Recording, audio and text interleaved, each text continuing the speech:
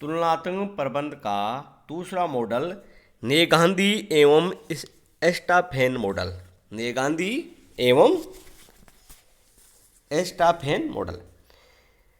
नेगांधी तथा एस्टाफेन ने भी तुलनात्मक प्रबंध के क्षेत्र में महत्वपूर्ण शोध कार्य किया है।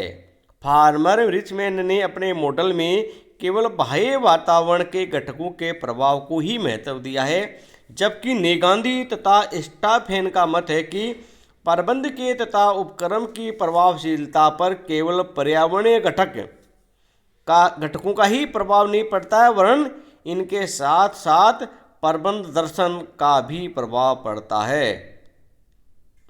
इस मॉडल की व्याख्या। नेगांधी एस्टाफेन मॉडल के प्रतिपादक नेगांधी एवं एस्टाफेन के अनुसार प्रबंध दर्शन प्रबंध की प्रभावशीलता को महत्वपूर्ण रूप से प्रभावित करता है। प्रबंध दर्शन से तात्पर्य संस्था की उन प्रवृत्तियों से है जो संस्था अपने सामाजिक वर्गों या प्रतिनिधियों के प्रति रखती है। इन सामाजिक वर्गों में ये शामिल है ग्राहक है, कर्मचारी है, आपूर्तिकर्ता है, अंशधारी है, सरकार एवं स्थानीय समुदाय। इनके प्रति प्रबंध का क्या दर्शन है? विद्वानों का मत है कि प्रबंध दर्शन का प्रबंध व्यवहार पर गहन प्रभाव पड़ता है। उदाहरण के लिए प्रबंधकों का दर्शन शीघ्र लाभ कमाना है, क्विक प्रॉफिट्स है, या दीर्घकालीन लाभ है, लॉन्ग टर्म प्रॉफिट्स है, अथवा केवल उत्पादकता, लाभप्रदता या नए अवसरों की खोज करना हो सकता है।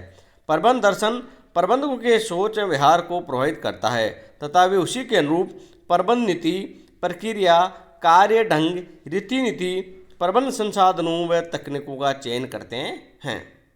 इस मॉडल के अनुसार प्रबंध के व्यवहार पर दो बातों का प्रभाव पड़ता है। प्रथम, प्रबंध दर्शन तथा द्वितीय, पर्यावरणीय घटक। ये घटक प्रबंध की प्रभावशीलता तथा उपक्रम की प्रभाविता को प्रत्यक्ष एवं अप्रत्यक्ष दोनों ही प्रकार से प्रभावित करते हैं। इन घटकों से प्रभावित होकर प्रबंध व्यवहार संपूर्ण प्रबंध की कार्यकुशलता एवं सफलता को बढ़ावा देता है। इस मॉडल में क्या होता है? नेगांधी एवं एस्टाफेन का तुलनात्मक मॉडल में प्रबंध दर्शन है। प्रबंध दर्शन क्या है? निम्न के प्रति क्या प्रबंध की प्रवृत्तियां हैं, जैसे ग्राहक कर्मचारियों पे, ग्राहक पे, उपभोक्ताओं पे, पूर्तिकर्ता पे, अंशधारी पे, सरकार पे। फिर वातावरण घटक क्या है? जैसे सामाजिक आर्थिक घटक है, शैक्षिक घटक है, राजनीतिक घटक है, वैधानिक घटक है। फिर ये क्या प्रभावित करते हैं? प्रबंध के व्यवहार को। जो प्रबंध दर्शन और वातावरणीय घटक है वो क्या प्रभावित करते हैं? प्रबंध के व्यवहार को। नियोजन, संगठन, कर्मचारी नियुक्ति, अभिप्रेरण, निर्देशन, नियंत्रण। और इनसे क्या प्रभावित होता है? इनका क्या प्रभाव पड़ता है? प्रबंध के प्रभावशीलता पर प्रभाव पड़ता है, उपक्रम की प्रभावशीलता पे भी प्रभाव पड़ता है। इस प्रकार ये नेगांधी एस्टाफेन का तुलना प्रबंध मॉडल काम करता है। फार्मर रिचमैन तथा नेगांधी एस्टाफेन मॉडल में तुलना। दोनों ही मॉडलों के अध्ययन से स्पष्ट है कि इन दोनों में कुछ समानताएं तथा कुछ भिन्नताएं हैं। समानताएं कौन सी है? अपन पहले फार्मर रिचमैन तथा नेगांधी एस्टाफेन मॉडल की समानताओं का अध्ययन कर रहे हैं। पहली समानता क्या है? दोनों मॉडलों में पर्यावरणीय घटक तथा प्रबंध प्रक्रिया के तत्व दो महत्वपूर्ण एवं पृथक घटकों के समूह हैं। दूसरी समानता, दोनों ही मॉडलों में शैक्षिक, सामाजिक, आर्थिक, राजनीतिक तथा वैधानिक घटकों को शामिल किया गया है। इस प्रकार इनके पर्यावरणीय घटकों में समानता है। तीसरी समानता, दोनों ही मॉडलों में प्रबंध प्रक्रिया के कुछ महत्वपूर्ण तत्व एक समान ही है। और चौथी समानता, दोनों ही मॉडलों में स्वीकार किया गया है कि पर्यावरणीय घटक प्रबंध के व्यवहार एवं प्रबंध प्रक्रिया को प्रभावित करते हैं।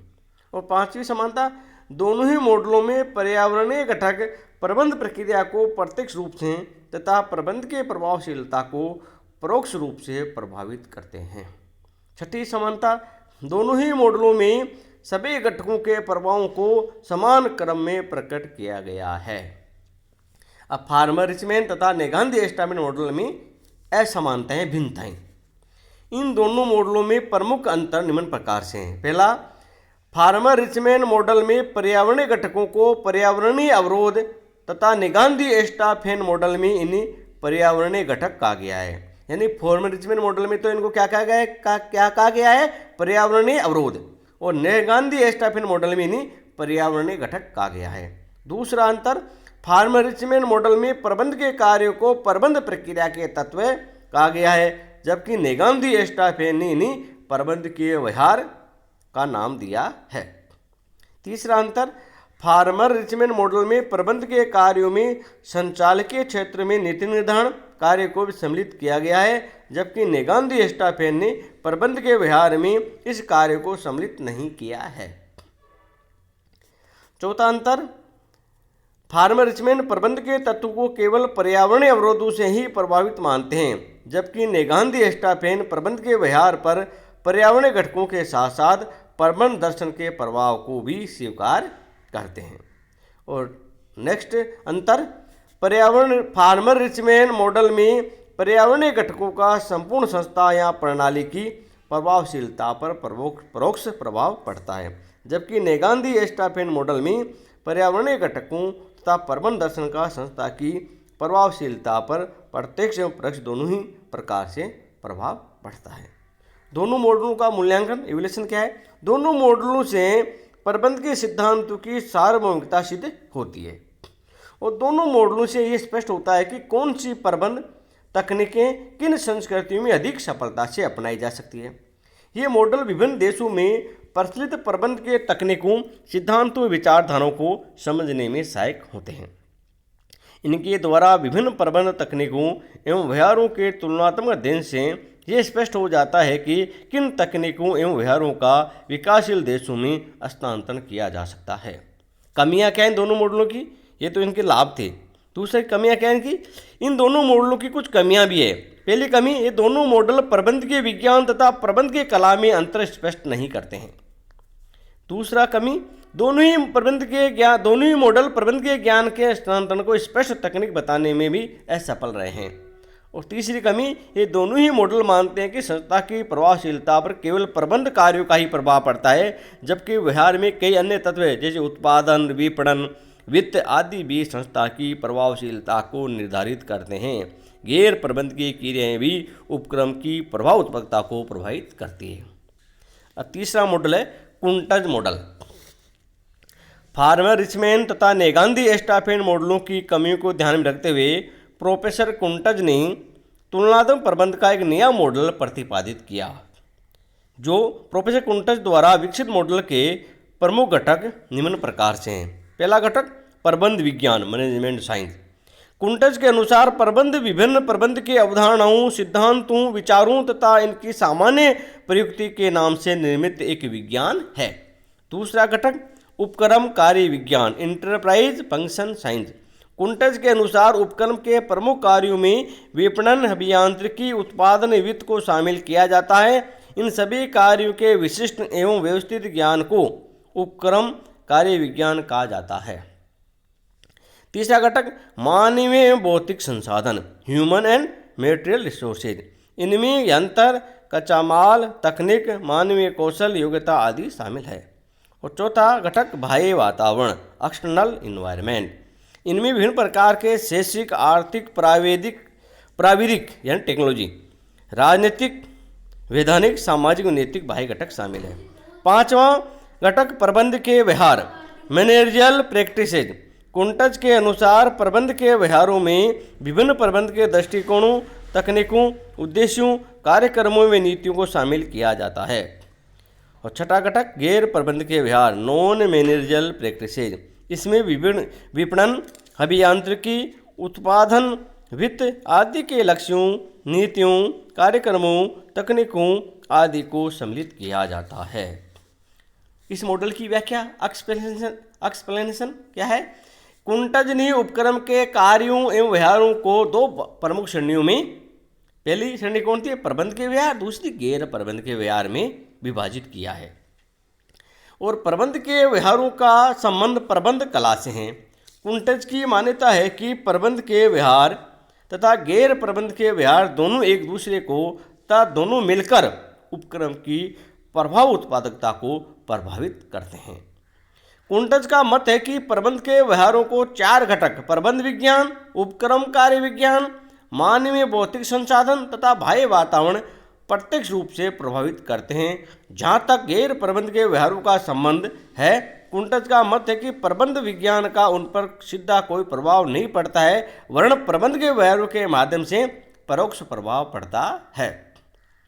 उपक्रमकारी विज्ञान मानवीय भौतिक संसाधन तथा बाह्य वातावरण दोनों ही गैर प्रबंध के व्यवहार को प्रत्यक्ष रूप से तथा उनके माध्यम से प्रबंध के व्यवहारों को परोक्ष रूप से प्रभावित करते हैं।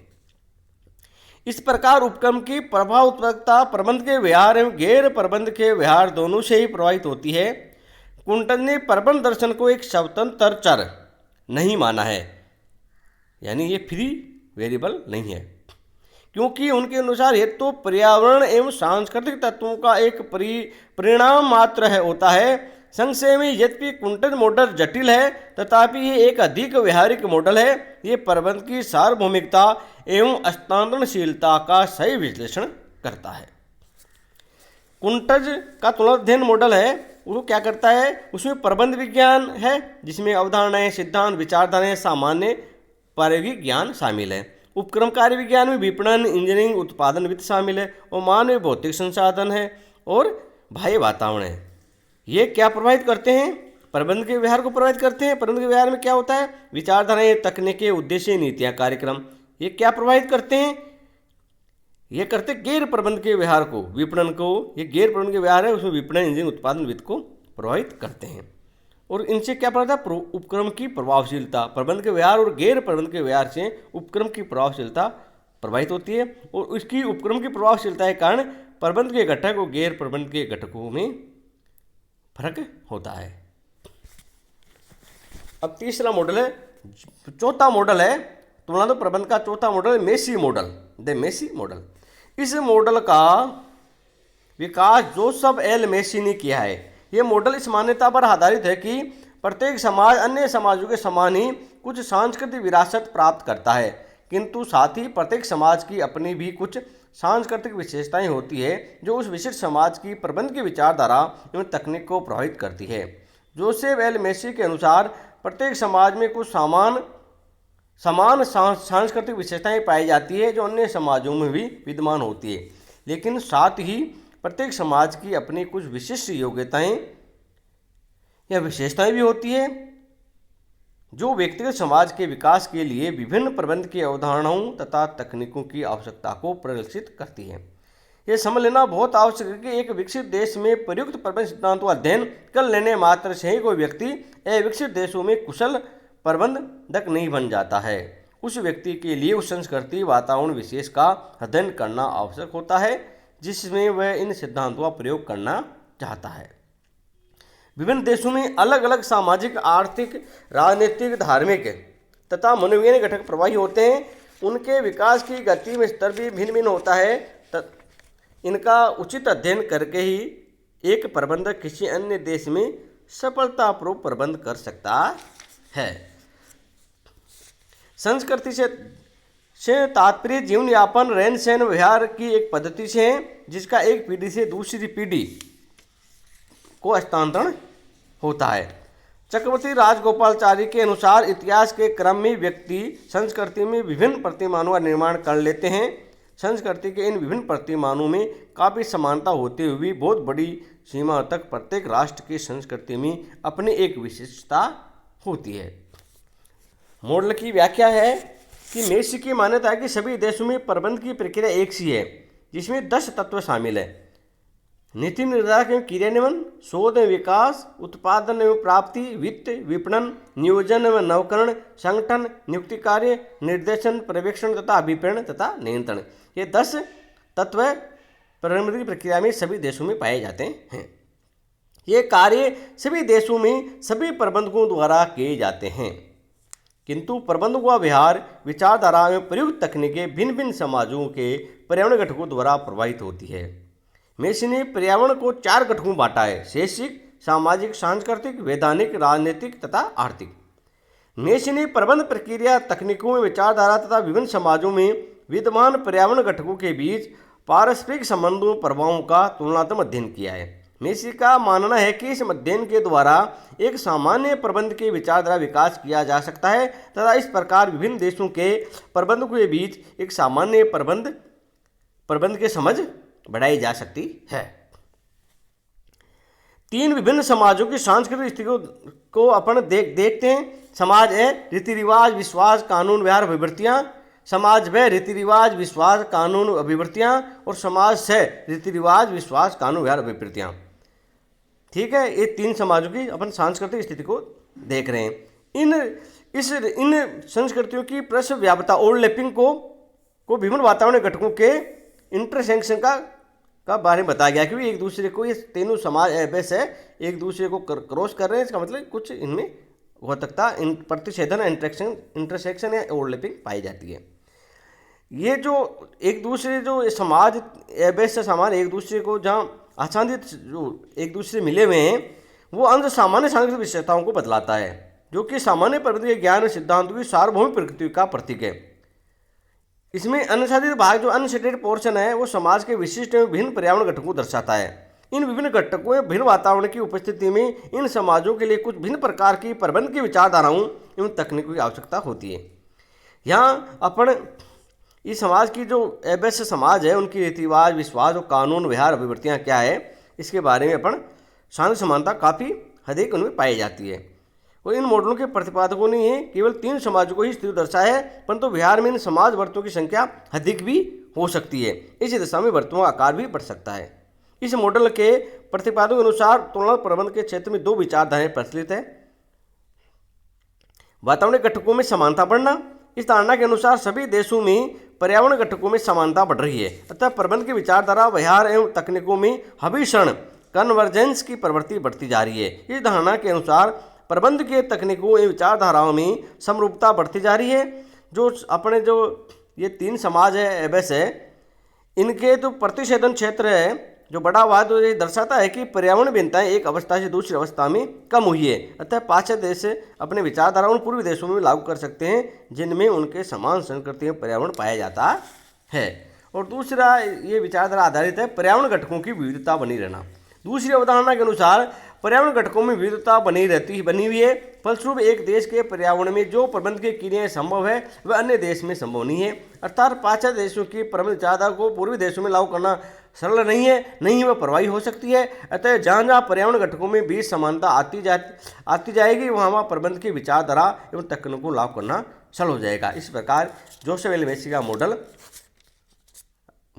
बताता है। धन्यवाद।